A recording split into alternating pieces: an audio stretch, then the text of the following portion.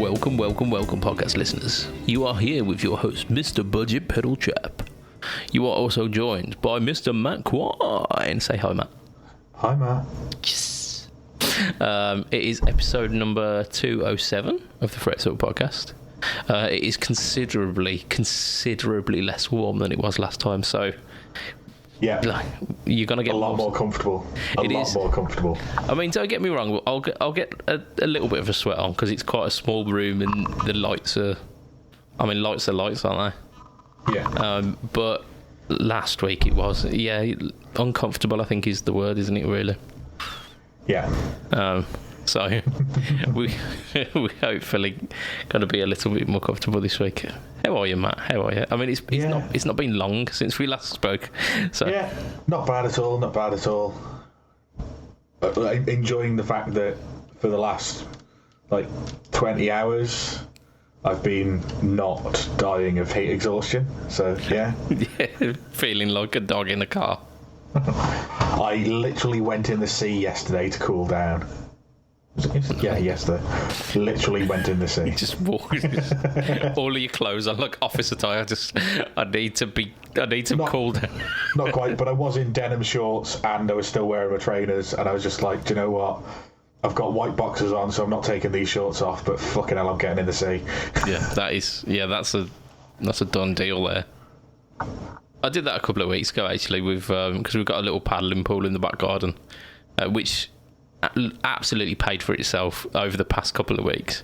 Yeah. And my son got in there, he was dressed in his little kind of swimming onesie thing, and I was just kind of there to supervise, and I was in shorts and t-shirt, and I thought, you know what, I live here. If I get myself messy, it doesn't matter. I've got clothes upstairs. I'm just getting in. Yeah. So I did. I just got in, and it was amazing. So good. Yeah. Yeah. But yeah, we're not having to deal with ridiculous heat anymore. And that was British summer. So for those of you who are like, oh, how are you Brits not coping with that? That's why, because we don't have ridiculous heat for prolonged periods of time. Yeah. So we don't have to deal with it. Yeah, we might get the odd 6 or 7 day spell here and there throughout the year, maybe twice. But other than that, it's going to be, I think it maybe reached 18 or 19 on the Isle of Man today. Yeah, I mean, just before I came up for the podcast, we had our patio door open, and I was hearing thunder happening over in the distance. So that's the kind of weather that you're expecting from our end. Yeah. And down in London, there were some floods this week as well. Yeah, I saw that. Over the weekend, wasn't it? Yeah. It's grim. But there you go. None of that has anything to do with guitars and whatnot. So let's keep it light-hearted. Fuck. So, Matt, what have you been up to this week, mate? I'm trying to think whether I've picked up a guitar since the last podcast. Yeah, that would be a good start. I don't think I have. Well, I think I've unloaded my van, because most of my gear lives in the back of the van, which I know is a terrible idea before anybody tells me, but if I've got no room for it, that's where it lives. Yeah, but fuck you. Yeah, you're not my mum. Yeah, so I took it out of the back of the van to empty the back of the van because I needed it, and then put it back in, and I think that's all I've done. I have had a pedal board come through the post from Mr. Ryan Nunwick, who's a member of our groups. I got one of his pedal boards. I think I got it through a while ago actually, but I finally took it out of the box today to just have a quick once over. I ordered it from him when I was thinking about running 2 separate boards, one for the venue that I have to use a simplifier for, and one for pedals going into an amp. But I think there's too many pedals that I'd need to swap over, so I don't know. But yeah, I don't know what I'm going to use it for anymore, but I'm sure I'll use it for something because it looks cracking. It's a brushed effect. So he did it in black and then sanded it back a bit, so it looks a bit like the Les Paul. Oh, nice. So I'll definitely use it for something, whether I just downsize the big board and put it on that, because it's I think slightly narrower than my Novo 24, but my Novo 24's got gaps on it, so I can probably figure something out. And there's definitely space underneath for my power supply, so yeah. And you've got quite a few top mount pedals, haven't you? So you can cram them together. Yeah, in fact, I'm pretty sure everything that goes on my front row, apart from when my Analog Man chorus comes back, is now top mount apart from the hotcake. Yeah. So, yeah, I mean, I could probably organise things a little better and maybe even do that. Yeah, I don't know. I'm sure I'll figure something out. Yeah, so, yeah, I've had a look at the pedal board. It's a nice-looking board, very reasonable prices. Comes with a hard case, and it's cheaper than a pedal train. So, you know, for a custom finish, handmade pedal board, pretty good. So, yeah. Yeah, he kind of like snuck on the scene during lockdown, didn't he? Pretty much, or just before actually. Yeah. But he was hitting it hard during lockdown when everyone was furloughed. And they do look really good. Yeah, and he like you say, he had a couple of things that meant a delay on. So I waited a little while for it, but I think he's kind of getting towards being settled again now. Yeah. And he got mine out the door anyway. So nice. Yeah, comes with a recommendation from me anyway, because like I say, solid feeling board, and looks pretty good. Looks really good, and he's got different sizes of hard case as well. So I think the one I've got is 18 or 19 inches wide and the same depth as a normal pedal train Novo series. So yeah, you get a decent amount of pedals on there. That's about the biggest that he'll do, and then there's some smaller. I think if I was in the market for a bigger board, because at the moment I'm running loads of Marcus Deluxe, the little mini boards, and they're fantastic for the video kind of setup. I've got 3. I didn't need 3. But he kept coming out with like newer designs. So I bought one that was just the kind of the mini vert board, which was like a wedge shape with Velcro on. And then he did wedge shape with a little shelf. So if your pedal doesn't have Velcro on, it'll still sit there. Yeah. And because I demo quite a few pedals where it's not my pedal, or like it's a demo unit, so I can't just slap Velcro onto it. And to be honest, I don't have a lot of Velcro, so I put it on pedals that I know that I'm going to be using. That was ideal for that. But then he bought out a single, like an individual pedal mini Vert Deluxe with the shelf, and I ended up buying one of them as well. So I've never got 3. I've got the HX Stomp sat on one, and then I've got two Joyo preamp pedals on the other. So, but if I ever did want to go for a big board, I think I'd want one with a case. I'd definitely look at I think he calls it RAN, doesn't he? RAN. Yeah, RAN pedal boards. Yeah. I don't know if it's initialised or if it is just RAN pedal boards. I think it's initialised, but I not 100% sure. But yeah, he's certainly on Facebook anyway. It's like ELM effects, isn't it? With fucking Tone Jerk. Oh, brilliant. Oh, fantastic. Yeah. So I think I've done a bit this week as well. I've done video stuff. I always do video stuff because I don't leave the fucking house. So last week was the iSet Fuzz, I think. No, it weren't. It was the Cruncher, weren't it? It was the Cruncher. Cruncher was what you mentioned on Thursday, I think, wasn't it? Yes, I think the iSet Fuzz was the one before that. So the one that will be coming out this week, so the Friday before this releases as a podcast, is the Behringer Super Fuzz. The one that everyone's going crazy about. So it's like an orange plastic fuzz. Yeah, I mean, I got it just because I wanted to see what the crack was, why it was so popular.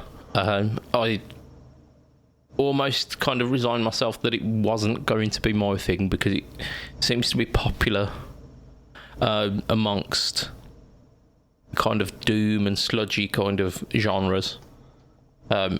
But our good friend Dave Rage had bought one, and then he was moving it on. So I said, yeah, by all means, I'll buy that one off you. It's well worth. I think it was like 15 or 20 quid that he asked for it. Like, yeah, sound like that. And actually, I was pleasantly surprised. So it's got 3 modes on it, and in the demo I only go through the 2 because the third one is a boost, and the boost is really, really odd because is it like a clean boost? Oh yeah, almost. It's almost like a super hard on, where it starts off kind of just slightly gritty and a little bit more. It adds a bit of sparkle to your sound, and then you start turning it up and it starts driving the whatever is amplifying in it, like the JFET or the op amp or whatever. Yeah, so you're getting a bit of drive as well as the so the pushing of the front end of the amp. Yeah, it's like that, but because it's essentially taken all of the hard clipping out of the circuit, it's really fucking loud. And the thing about digital circuits, which is what I'm running through, they only take a certain amount of input before things start blowing. And I've had that happen a few times actually, where I've had to like cut no talk or tone short because I've went over the kind of clipping threshold, and that was definitely one of them. And it pretty much almost clipped straight away. So I was just like, you know what, I'll leave the boost bit off. So what's happening there? Is it like overloading the digital?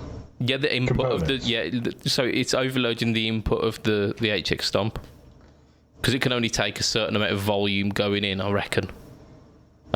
So it's just, and it's then just going, no, I don't want any more, just not gonna.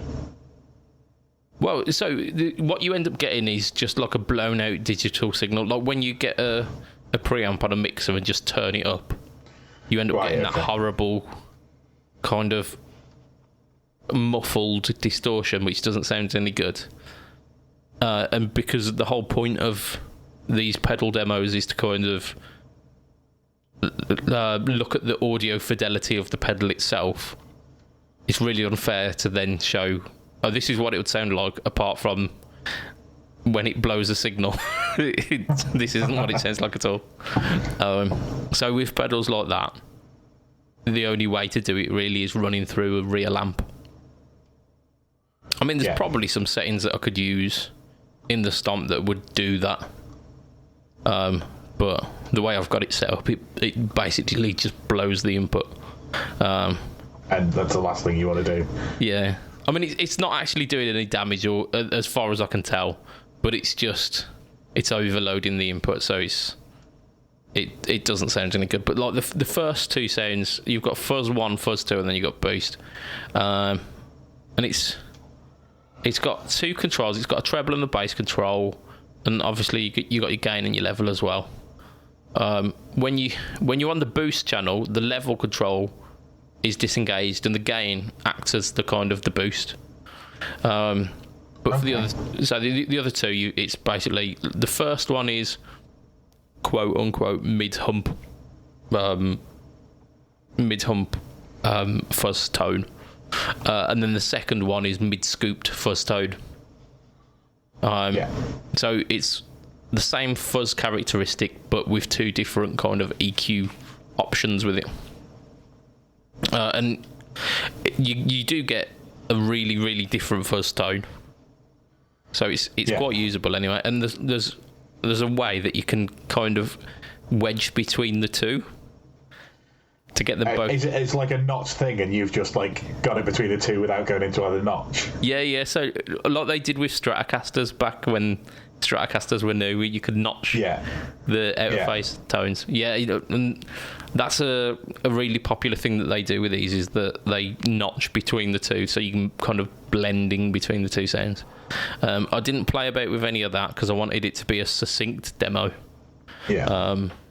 But yeah, it sounded really good. The fuzz tone almost had kind of octavey overtones, so it reminded me a little bit of like a Fox tone. What's it? The Fox tone fuzz machine? Is it something like that? That kind of circuit where you're getting fuzz, but kind of in the background you're getting this kind of harmonic. It's almost like a faux analog octave, but just in the background. Right. Okay. So it's really cool for that.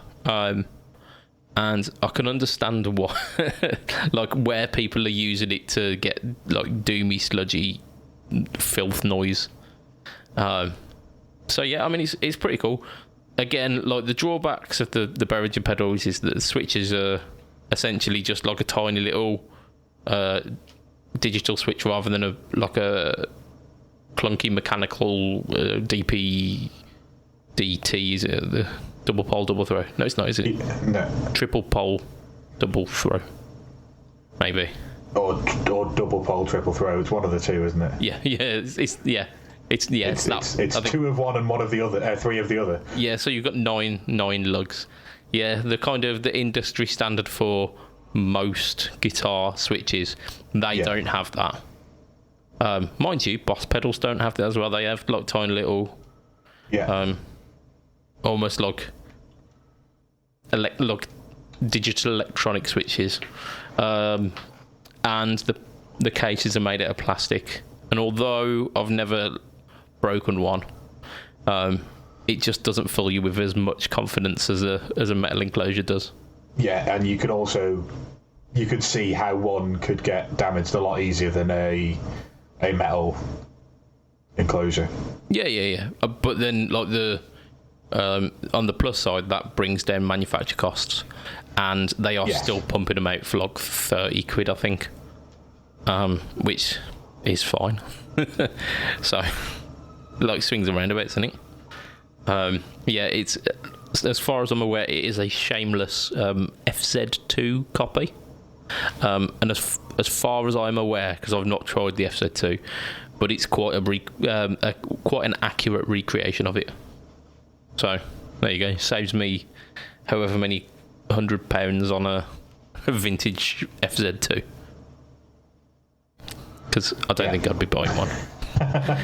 So I did that. I've done the next week's one as well. I've done that and uploaded it and like premiered it, but we'll talk about that on Thursday. But it'll be the following Monday for you at home. Indeed, yeah, because we're front loading it this week because BudgetPedalChap is going on his budget pedal hollybobs.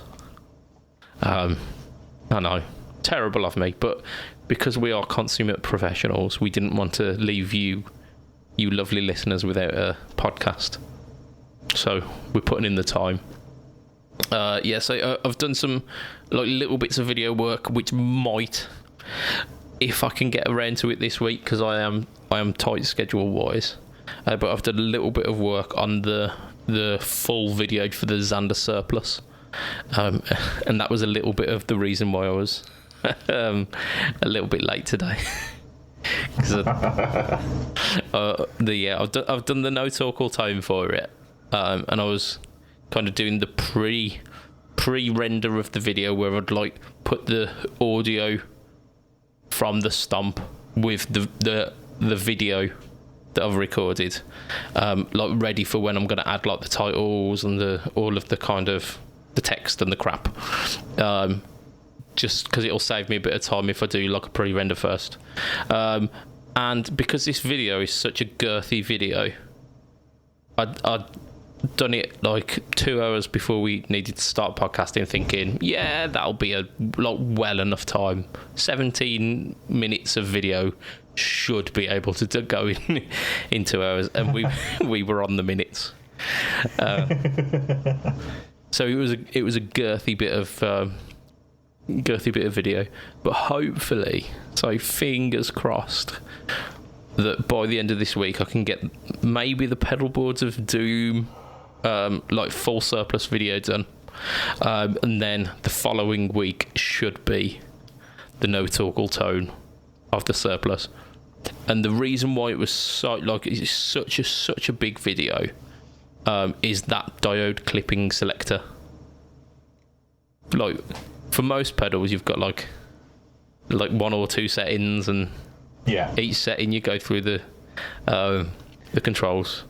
So for each of the diode selectors, all I did was like half gain and then full gain, just to show you like where you kind of stand the clipping would, and where like the full amount of clipping would be, and that was with one setting. But I did like a couple of sound examples, and that ended up lasting for 17 minutes worth of video. Like along with like at the start I did all of the knobs, and then I went into the clipping selections. Upon first playing the surplus, I like the diode selections were a little bit subtle to my ear. I found it difficult to hear the difference between them. But after doing this no toggle tone, like going between that half gain and full gain, there's a few that are like a lot more open and have got a lot less gain, whereas there are a few that are more compressed as well. So it really made me appreciate that control. So, like if you do have a guitar pedal that has got optional switches for like diode selections and diode layouts as well, because they've got symmetrical pairings of like silicon and germanium, then they've got like asymmetrical pairings of silicon and germanium, and then like asymmetrical LED and so on and so forth. If you do like almost go through it as if you were demoing the pedal, where you go in like here's half gain, here's full gain on each of those settings, and it really makes you appreciate the differences between the settings. I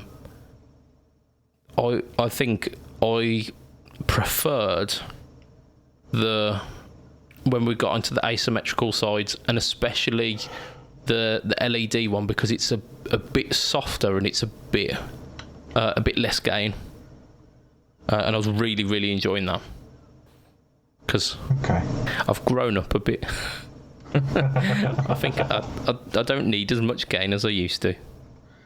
Yeah, I'm definitely using less and less gain as time goes on. Yeah, I'm not quite at a point where I want to go clean amp. No, amp should be your base level of gain. Yeah, but yeah, I was really digging it, and like I said, I've done the no toggle tone. I've done a certain how do we put this subtly, like a certain flip flop pushing blues dad style track. Fingers crossed that we're not going to get copyright strikes on that one. I don't think we will, because I didn't follow a track as much as I did with the Pink Floyd one. But there are some inspirations there. If you know Jobo's back catalogue, like when he used to be good, like on those first kind of 4 or 5 albums, there's like a little hat tip to that. Yeah. So I've done that one. I think the second track's going to be something a little bit higher gain, because I want to really show off how much gain the pedal can push, because it really does. With, like I say, with certain clipping selections, and with the contour, which adds bass but also adds more drive, you can get like a really solid classic rock. Almost, I'm thinking kind of maybe doing like a Motorhead style track. Because they were like their guitar tones were never like too much. Yeah, I mean, like there was a lot of drive on the bass, which meant that like it sounds you in your head you think that it's a lot more driven than it is, and I think that's because of Lemmy's overdriven bass kind of makes you think that everything is driving to the max, and it just isn't. It's just it's got that pushed Marshall kind of tone everywhere. Yeah, because he's filling out, because they're a 3-piece. He's filling out basically where the other guitarist would be, like doing the rhythm, isn't he? But he also, Lemmy used to kind of lead into that with bass lines where he'd play power chords in certain sections as well. Yeah, and so I think that just the way that is. It makes you think that they're a really heavy drive band, and then you actually listen to it, and the guitar tone isn't that saturated. It's not that classic metal, all of the gain, everything on 11 kind of drive tone, is it? No, it's very much kind of the classic territory where you're pushing a classic plexi to where that would be giving up. Yeah. So they are absolutely kicking the head in of their Marshall amps, but that's where it stops, and it's that kind of the arse end of the classic gain, and I think that's where the surplus kind of leaves off, because it's a drive pedal, so it does that. Right, we've got a little bit of a treat this week. This is where Matt's perhaps getting a little bit nervous. Yeah, just a tad. So we're doing a little return of Pedal Weed Mind's Eye. Are you ready? Sure. Not really, but yeah, go on. Okay, so we've got 5 examples this week. We're gonna go. So we've got Blue Dream, we've got Aqueduct, or we've got Water Spout. So Blue Dream, Aqueduct, or Water Spout. Oh dear. I feel like Water Spout is a pedal, and I don't know why. I feel like Blue Dream sounds like the weed, so I'm going to say that's from your mind's eye, and the Aqueduct is the weed. Okay, that's a 0 points there. Way. Start as we mean to go on. There's a theme to each of the things this week. Yeah, we've got a water theme here. Well, that was a water theme. I think they're all themed around around the pedal pretty much. But I'll tell you the theme when we end it as well. And just I'm just being ignorant here for new listeners, just to let them know what we are doing. One of these is a guitar pedal. One of these is a strain of marijuana, and one of them has come from my mind's eye. Or I've taken it from somewhere at least. So, second for this week. Wait, you didn't tell me what the right ones were. Sorry. The Aqueduct is the pedal. The Blue Dream is the weed. So you second guessed yourself. And Water Spout was Mind's Eye. Okay. So you've got a feel for it. So I've got a baseline now. Yeah. Okay. So we have got Eruptor. We have got Chernobyl, and we have got Self-Destruct. We have got Eruptor, Chernobyl, and Self-Destruct. I feel like I've seen an Eruptor pedal, so I'm going to say Eruptor is the pedal. Okay. And then it's Chernobyl or Self-Destruct. I mean, realistically, either of those could be weed.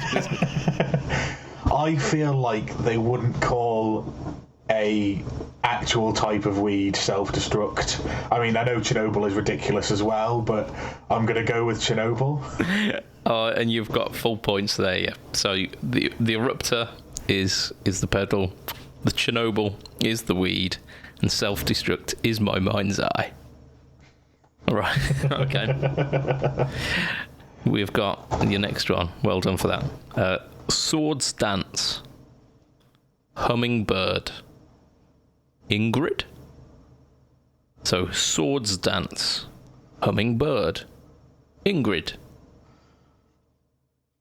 Hummingbird sounds like a pedal to me. Okay. So I'm going to say hummingbird is the pedal, Ingrid is the weed, and swords dance is the mind's eye. That is 2 for 2 there. That is a full house. Redeemed myself after that first one. Indeed. Let's see if you can carry this on. Right, so we've got permafrost, seed flare, and tentacle. Again, I think I've heard of the permafrost as a pedal. Okay. The other one of them seed flare sounds like a Pokemon move. Okay. And what was the other one? Tentacle. So let's go. No, because I'm in my own head now. I should have just made a decision, and now I can't remember what I thought first. I will go for the Pokemon move is the weed. So seed flare is the weed. Yes. Okay, and then permafrost was the pedal. Yeah. Tentacle was my mind's eye. Yeah. You are incorrect. You are incorrect entirely. 0. Yeah, tentacle is the pedal. Permafrost is the weed. Seed flare is my mind's eye. Fair. Okay, final one. That. Final one. We have got Westwood. We have got Sage. Or we have got Grass Knot. Westwood, Sage, or Grass Knot. Grass knot sounds too like weed to be weed, so... Too like weed to be... I like it. I think grass knot is your mind's eye. So what are the other two? We've got Westwood or Sage. Sage is the pedal, Westwood is the weed. Okay, you've got a 1 there. Can you tell me which one you got right? The pedal. No, you got my mind's eye right.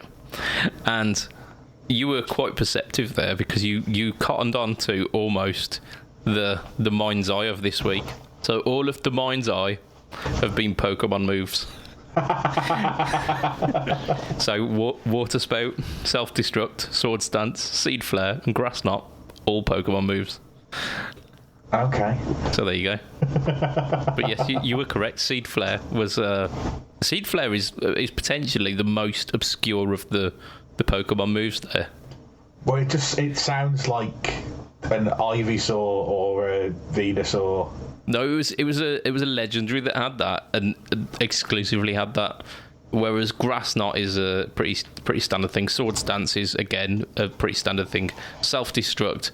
All of the annoying fucks have got self destruct. Yeah. And water spout is it was brought in like Gen 2 or 3 to up the power of water type moves. Yeah. So. Like they are all like absolutely nerdy Pokemon moves. All of the guitar pedals are Earthquaker devices. So we've got the Aqueduct, the Eruptor, the Hummingbird, the Tentacle, and the Westwood are all EQD pedals. You see, if I was into my more expensive non-British handmade pedals, I'd have been quids in, but unfortunately, I know absolutely nothing about Earthquaker devices at all. Yeah, I mean, there's quite a few that you probably would have got, like the Acapulco Gold, the Rainbow Machine, the Data Corruptor. Those ones, I knew if I would have thrown those in, yeah, you would have like the plumes as well. You absolutely would have been, yeah.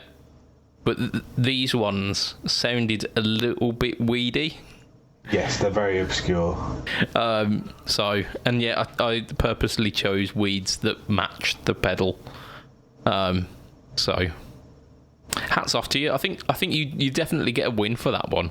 Not only for getting like 6 in a row right, but also pointing out that the mind's eye was a Pokemon move. So well done.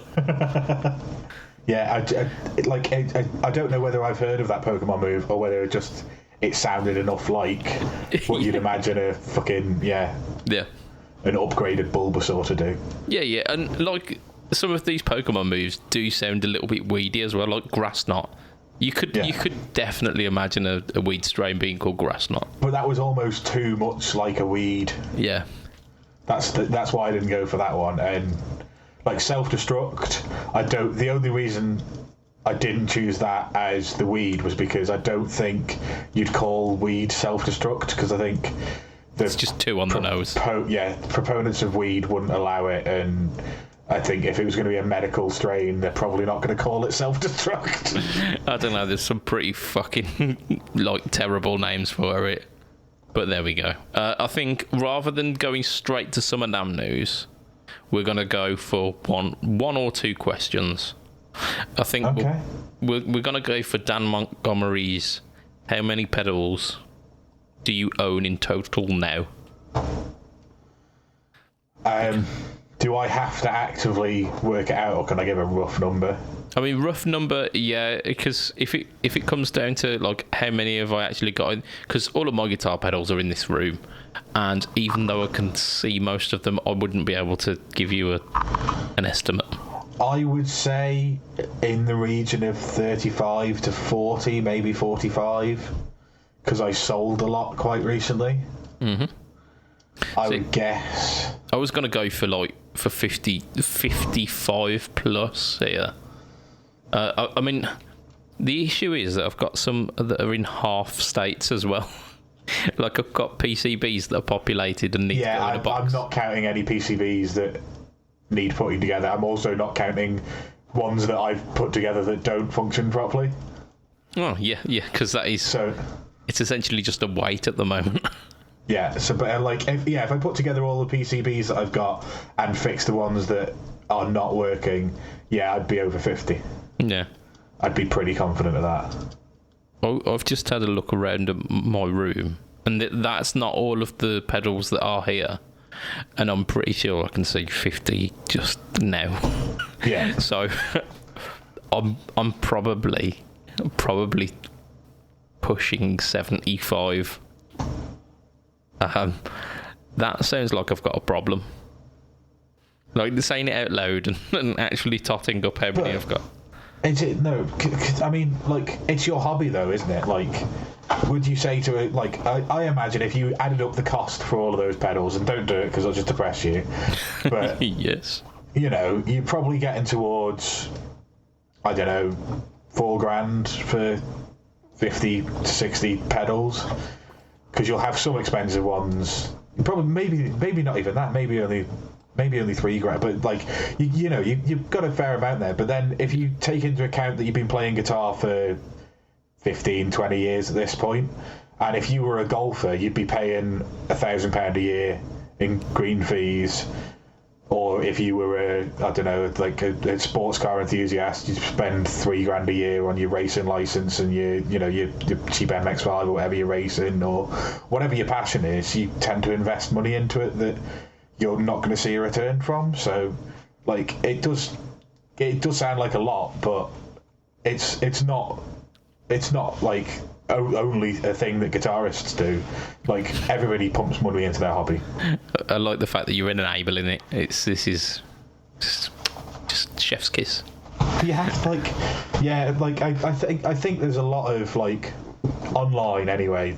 There's people fall into two camps. There's the ones who are absolutely adamant that you should never buy a guitar pedal until you've practiced to the point where you are the best player in the world.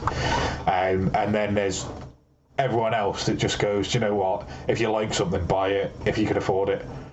Yeah. This thing will bring me some happiness. Life is shit.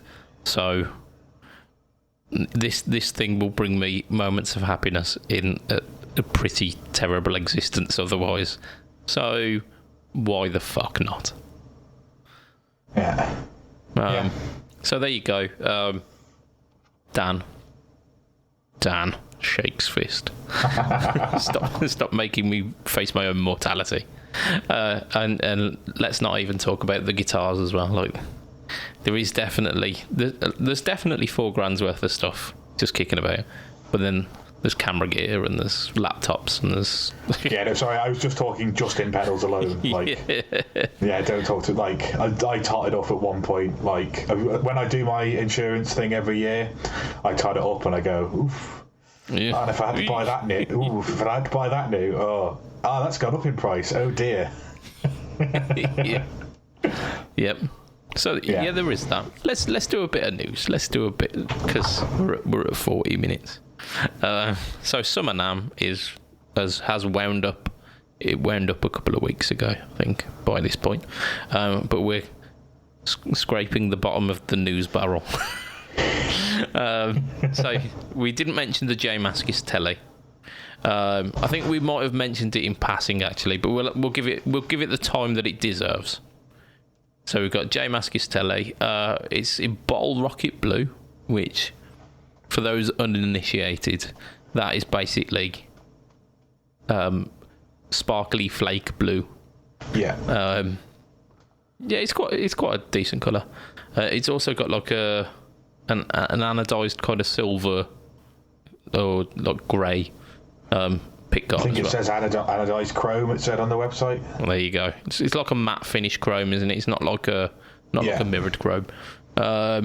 Alder body, maple neck. The neck is nitro finished and road worn. It's got a custom set of 58 pickups, which are apparently voiced for J Mascis. Should expect. The one thing that I found quite interesting about it, the bridge. So it's a top loader. It's a top loader, yeah. I actually really like that. I like the lesser brake angle because I think it puts less stress on the strings. I tend to find that because I wear coated strings there.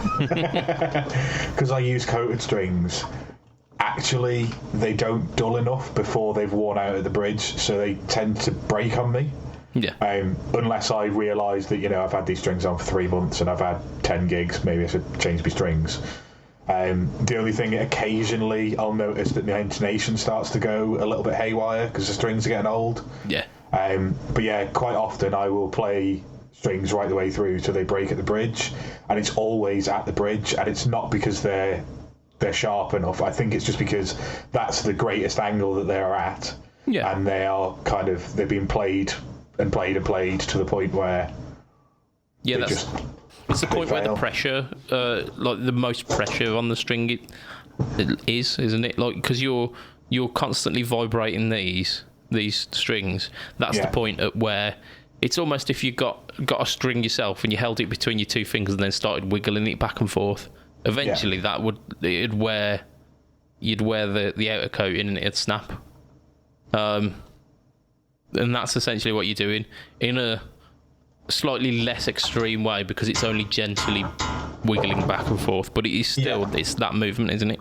Yeah, well, I'm sure you'd do it a lot quicker if you just did it with your hands, but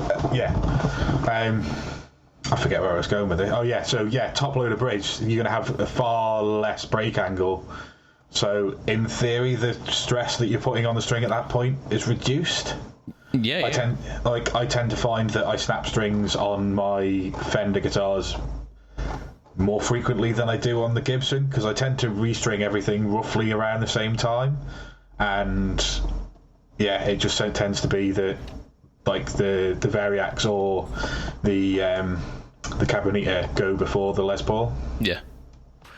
Oh, I've got like most of my telly bridges, the ones that I've had to have 3 saddle rather than 6 saddle bridges on, they've all got the option to top load or load through the body, and every time I go for top loading because it's just like the string tension's less, and I know people say, oh, how can that be, but fuck you, it is. Like, I don't care about the science. It feels like the feel under my fingers, there's less tension.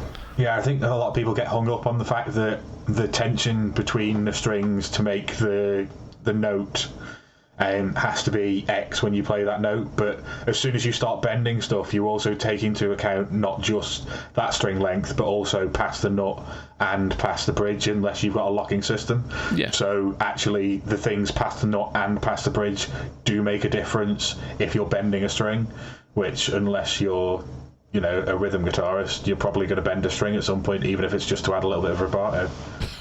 Yeah. Yeah, do that shit on chords. Why not? You reminded me, actually, talking about Gibson bridge systems. I was recording that certain Blues Lawyer track this week, and I got out the Gibson Midtown,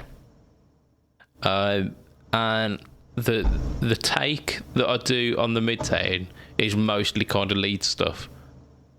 But I didn't notice for the entire take that the A string had popped out of the saddle. Right at the end of the clip. Like, I fade out before it happens, but like right at the end of like the video clip, I'm playing stuff on the A string and I'm just getting dunk, dunk, dunk, dunk, dunk, dunk, dunk. I'm like, what the fuck's going on? But I still carry on playing, like, because I'm in the zone. And then look down, and then the string is like a clear inch away from the next string. I'm like, fuck. Yeah. Like, how did I not notice that? The most recent time I strung the Les Paul, I put the B string on and did the same thing, but I put it above and didn't really notice. And then I came to doing it, and I was like, am I going to have to adjust it? Why is it only one string? Am I going to have to adjust the bridge? Do I need to change the relief angle in the neck? Maybe it's just like warped a little bit because the weather's changed since it was last set up. Like, it's warmer now. Like, what is going on? And then I just looked down and went, you're a twat. It's the exact same situation where like you're like going through your pedal board and you're like, shit, I'm not getting any sound. And then you're checking all the cables and you're doing all this. You realise you haven't plugged your guitar in. Yeah. It's that exact kind of, oh, you dickhead moment. It is. And like, I've done that a few times, and like, where you're like hitting a string and going, I can't tune, and your volume switched off on your guitar. Exactly, yeah. Why am I getting nothing? Yeah, because you've not done what you're supposed to. You're not sending any signal, man. What are you doing? Just...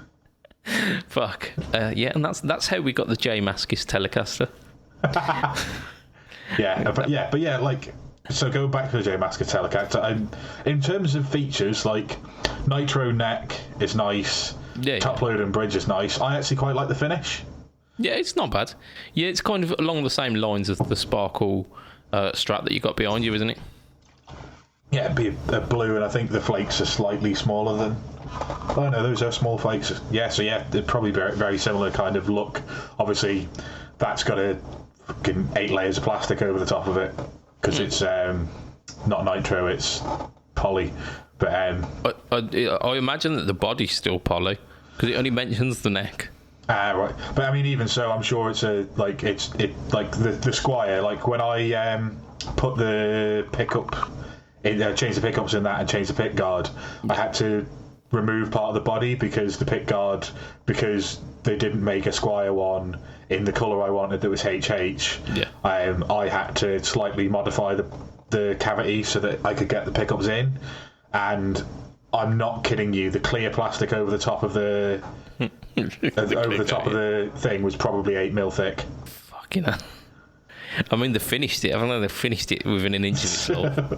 Yeah, like literally, I thought, oh, you know what, you'll score through it with a Stanley knife. Yeah. And then just going out with a chisel, and I went out with a chisel, and just this this clear piece of plastic just flies across the room, and you go, oh, okay then. Yeah, it's the size of a fist. You're like, fuck. But, so yeah, I mean that's the J Mascis. I don't know the country of origin, like the country of manufacture. I did have a look at his Mexico. It's Mexico.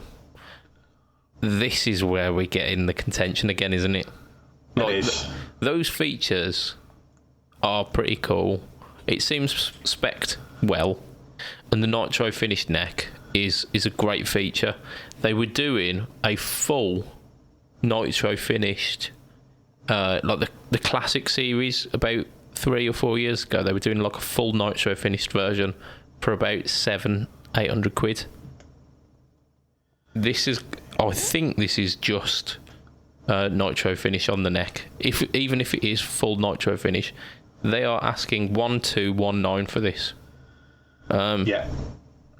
And that's kind of similar to the Brad Paisley, the Ed O'Brien, the Jimi Hendrix Monterey. Who else was the most recent one who we mentioned? What was the one? We mentioned it like 2 weeks ago or 3 weeks ago. We've slept since then. Kurt Cobain, the Jag Stang, isn't it? Yeah. And it just seems to be creeping up and up and up, doesn't it? Is it going to be a popular guitar? Is it going to be popular? Or is it something that we're going to see in... Because I saw a Brad Paisley Telecaster last time I went up guitar, and it was still there. Yeah, I mean, I think there's possibly slightly more market for this than there is the Paisley, just because although I would put them both in a bracket of until I heard of their signature models, I'd never heard of the people. Yeah. I think that J Mascis is more likely to have a following in the UK, bearing in mind he's not a country player. I think the issue with Brad Paisley is most of his fan base is going to be solely in America. It's not a style of music that... I mean, there are people that like it in the UK, but it's not a style of music that is widely sort of played. You don't go down a local pub and hear a country band, whereas you might hear bands doing... Because J Mascis has been in a couple of like more rock style bands, hasn't he? I don't know. I always assumed he'd be shoegazy stuff. I can't remember. I looked him up because of the Jazzmaster like 5 years ago, and I can't remember. Dinosaur Jr. is the band that he's associated with mostly, as far as I've heard, anyway. Yeah, it is. But okay, so it's slightly different. So actually, in terms of his name, I don't think his name's going to sell in the UK. Yeah, I think the popularity actually of J Mascis probably it's the Squire. Yeah, like from the UK's point of view, is that Squire the offset Squire the Jazzmaster. Yeah, and they were cracking guitars, and there's always people after those because they're really good quality at a very low price or a lower price point. Yeah, it's not having to quite go to the Fender catalogue, but it's almost like a kind of classic vibe version, isn't it? It's those kind of accoutrements. Yeah. And it bought an offset that was a bit quirky to the masses. I don't think that this does that. Like, it's a Telecaster. It doesn't do anything. It's a cool finish. And it's got that nitro neck, which I don't think anything's in the Mexican standard range. Or it's not called Mexican standard anymore, is it? Is it Player? Is that the Mexican standard? Sure, why not? Yeah. I think it's Player, isn't it? But I mean, it's way above those in terms of price. I don't know. I don't think I'd pick, like, if I was after a telly, I don't think I'd pick that as my first option. Yeah. As cool as the finish is, it's a lot of money. Like, for me, that would be, like we mentioned last week, it would be where you'd really think about it. Is this a guitar that I'm going to be, like, hitching my wagon to, essentially? And you go, actually, no. Because it doesn't do enough to warrant me going for that price point. Or it's not special enough for me to warrant that price point. Yeah. But then again, I'm not a massive J Mascis fan. Yeah, I mean, I'm sure there are massive J Mascis fans out there, and maybe, like, it will sell better than we think, but I don't know. I especially, again, Mexican, I know it says $12.19 at the moment. They'll go down in price, but will it go down far enough for people to consider it over the American? Because, I mean, I'm pretty sure the lowest American range for Fender is just above $1,000. I think it's below this at the moment. Yeah. So it's a difficult one. Are they going to knock 200 quid off it? No, they're not going to want to do that. Not straight away, anyway.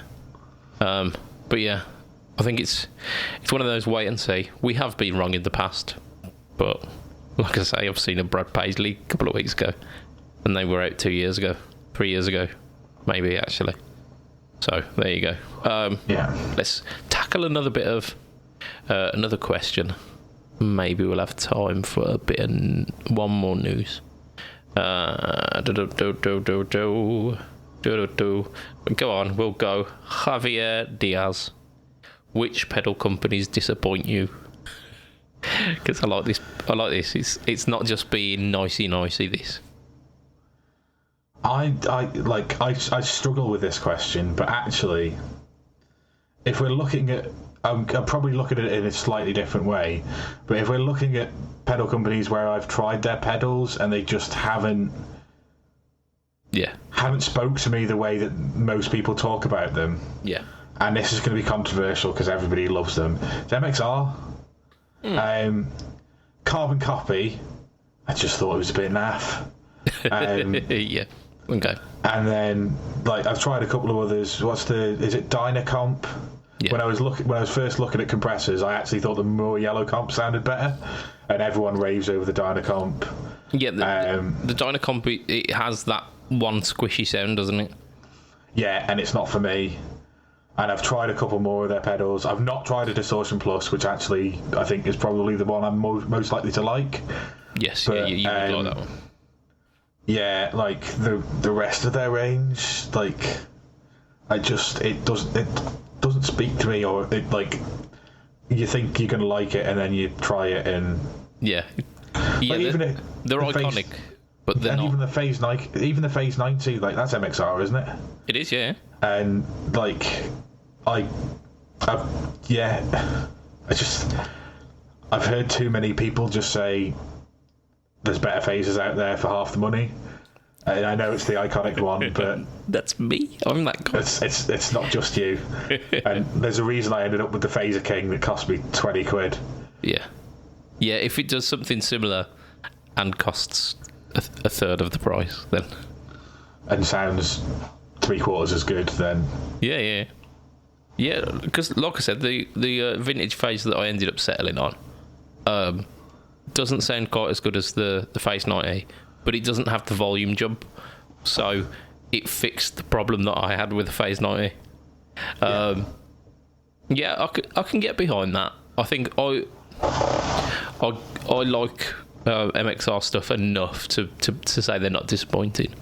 For me, it was Electro Harmonics, which again I get. Yeah, I think.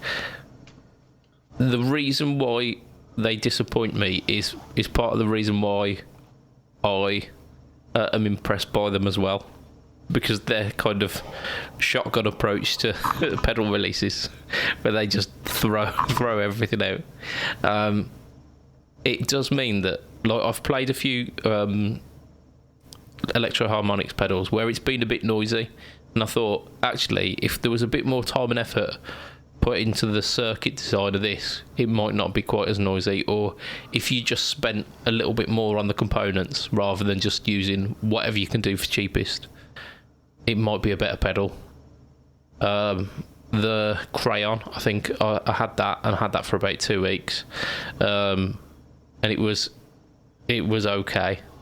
I had the Satisfaction Fuzz, which sounded it did one sound and was quite noisy. There's been a fair few, and I get the heritage of the company, and they are they created the muff, and the muff is one of the cornerstones of fuzz, amongst so many other things, and it's really unfair to kind of pan a company for these few little things. But yeah, I like it. Yeah, I mean, in the same way that obviously you were with MXR, I really like the ML9, which I've got on the board.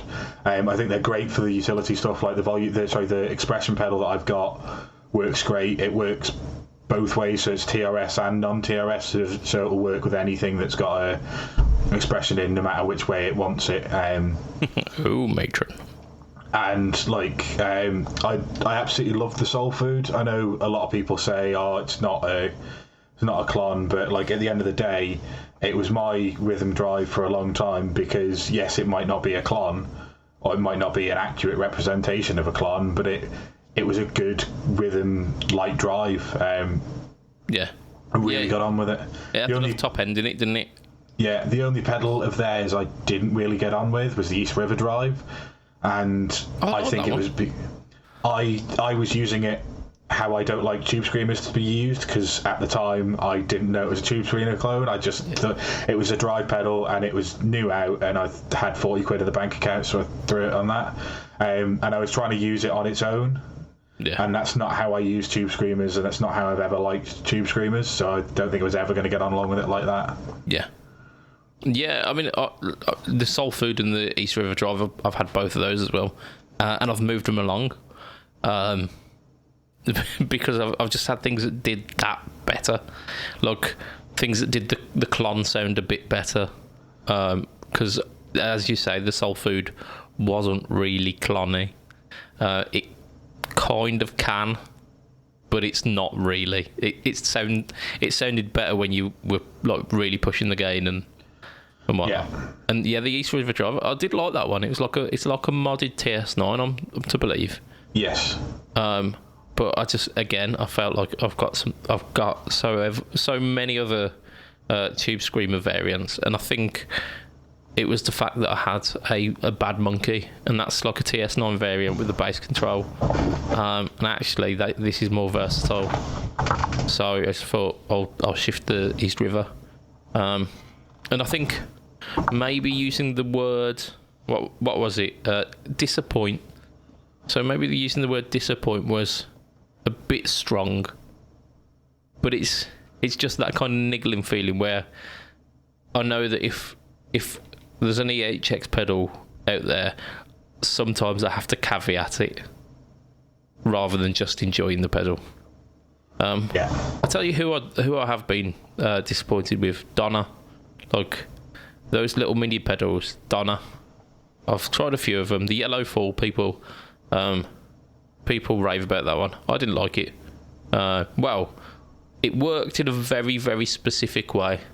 I had it as almost like a slapback sound, and it worked really well for that. It was too present a delay sound for me to like. I preferred the Joyo because it did the carbon copy thing where it kind of gets out your way.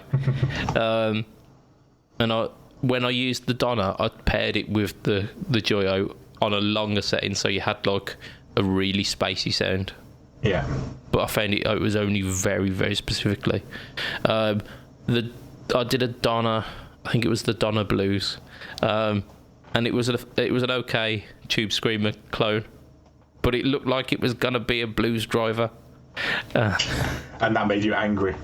Yeah, I was disappointed because I plugged it in expecting like this gritty,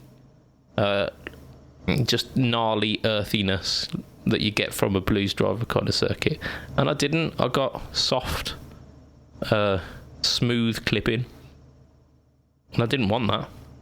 So yes, Donna, you have disappointed me. Change my mind.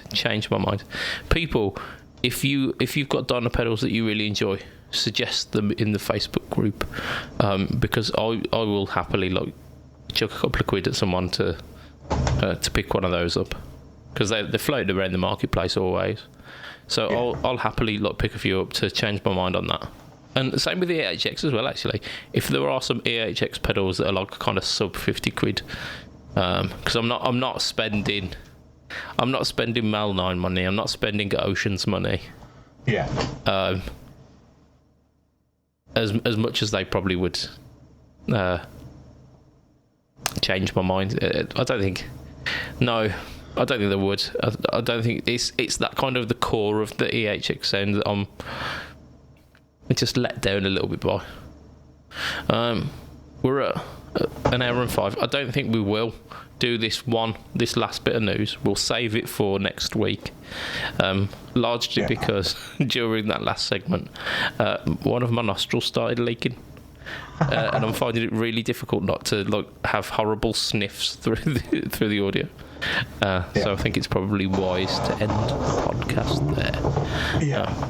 So we have got a band of merry men who follow us on each podcast. They are our Patreon backers. They are the cool kids. They get these internet high fives, but they also get a shout out for as little as $2 a month. $2. What's that, like a sandwich? I don't know. I have no concept. Yeah. What could do $2 buy you? I don't know. Maybe a cup of coffee, like a Starbucks coffee. No, that they cost a lot, don't they? Maybe like half a Starbucks coffee. $2 a month. You could be one of these cool kids. So we've got Mr. Andrew Bimpson. We've got Mr. Adam Yeomans. We've got Mr. Doug Christ of 37 Effects, of Masters of the Cinematic Universe, and of the Just Surprise Me podcast. We have got Mr. Huge Erection of Muppets. Way indeed. We have got Mr. Brian Gower of the Tone Jerks podcast. No, we've got Mr. Ben Fletcher of Fletcher Pickups. Then we've got Mr. Brian Gower of the Tone Jerks podcast. That's your lot. It is. Close the book. I need this no longer. If you want to catch me online, it is BudgetPedalChap. Facebook, Instagram, which I got banned off this week. I got a ban. You get a DMCA strike or? No, it was just kind of like a soft ban kind of thing. For telling these... what's the polite? No, I'm not going to be polite. These dickheads who go, oh, promote this on this channel. I've been taunting them for the past couple of weeks. And Instagram had enough. They had enough. Because I think I called one of them, like, leeches of fun. And they said, no, that's the line, and you stepped over it. But I'm back now. I'm back. So Facebook, Instagram, and YouTube. YouTube is the home to the No Talkal Tone, and Instagram is the home to my sass. So feel free to follow me. Shut up, car horn. And Matt, you are on the internet. Heel_MattQ, Twitter. That's about it. Or just get me in the Facebook group. It's probably the easiest way. That's as straightforward as you can make it. So, from myself, Mr. Budget Pedal Chap, from Mr. Matt Wine. Say bye, Matt. Bye, Matt. Wahee. It will be a tatty bye, and good night for this week. Ta-ra a bit. Bye. A bit.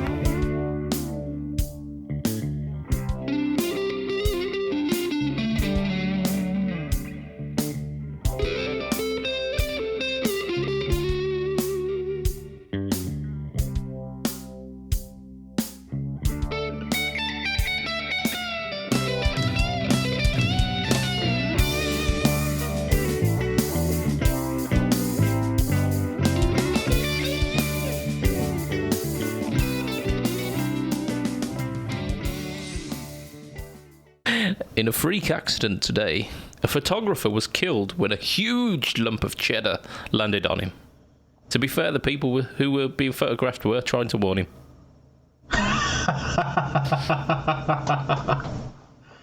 Oh dear.